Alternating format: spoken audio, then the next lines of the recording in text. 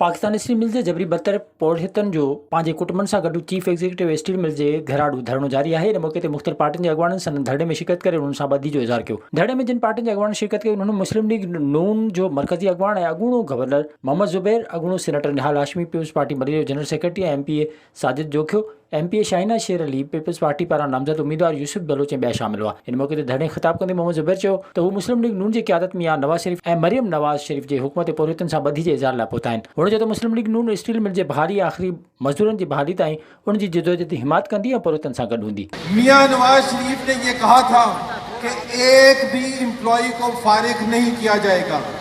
सिर्फ पाकिस्तान स्टील के हवाले से नहीं, किसी भी पब्लिक सेक्टर कंपनी के हवाले से मियां नवाज शरीफ की हिदायत थी कि प्राइवेटाइजेशन हो या ना हो, एक भी एम्प्लॉय को निकाला नहीं जाएगा। धरणे खे MPA साजिद जोखियो ऐं ॿियनि पिणु ख़िताब कयो। विज़िट कयो अवामी आवाज़ मीडिया ग्रुप जी वेबसाइट awamiawaz.pk।